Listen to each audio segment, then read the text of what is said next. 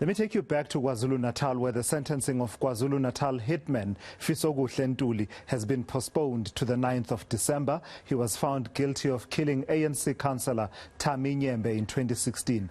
Ntuli has also been linked to at least 10 other cases. He appeared in the eSPOKESPERSON Regional Court earlier on. Let me take you to eNCA's Lethiwe Mdluli. So Lethiwe, this is at sentencing stage. You were telling us we wanted to find out why it is postponed to later on in the year, this particular part of the trial.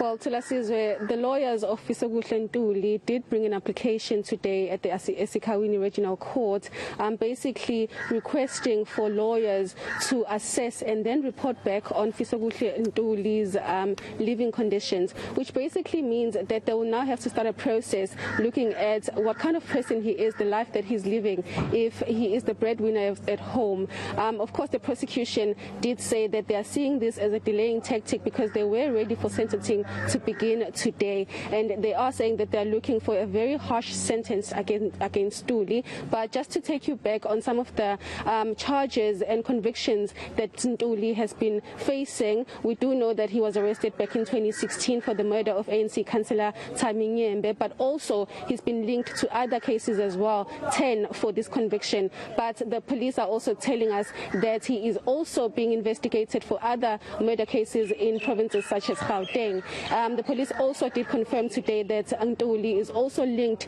to the murder of footballer Senzo Meyiwa. So he's been linked to various cases, and this matter was taken over by the police task team that is investigating political killings back in 2018, and it's been ongoing since then. But while speaking to the police after the court appearance from Ntuli, this is what VISH NAIDOO, the brigadier for the police, had to say. He was convicted on 6 counts of murder, 1 count of attempted murder, 4 counts of unlawful possession of firearm yesterday. And of course the matter was postponed from yesterday to today for sentencing, but unfortunately through his attorney, he threw a curveball asking that his case be remanded for a parole officer's report as well as a report from a social worker. Confirm for me there, Lethiwe, did I hear correctly VISH NAIDOO saying that he was convicted of 6 counts of murder? That takes it to another level of seriousness than what we've been reporting about this one ANC councillor. 6 takes it to a different realm altogether, even as the stage is being set for hearings in mitigation and aggravation of sentence.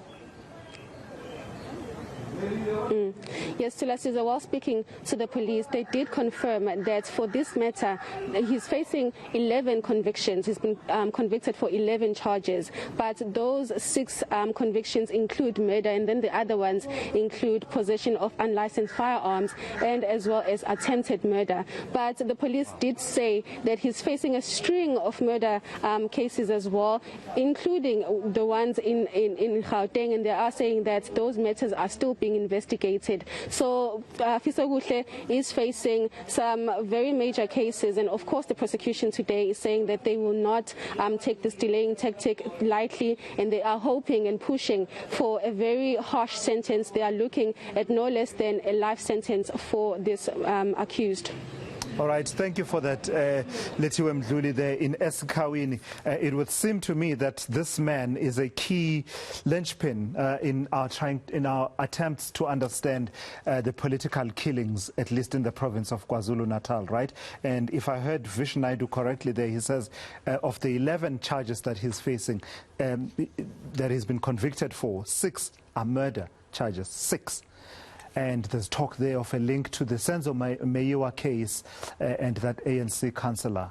I hope that the task team investigating political killings in KwaZulu-Natal was able to extract as much as possible by way of pointers as to, who are the other people?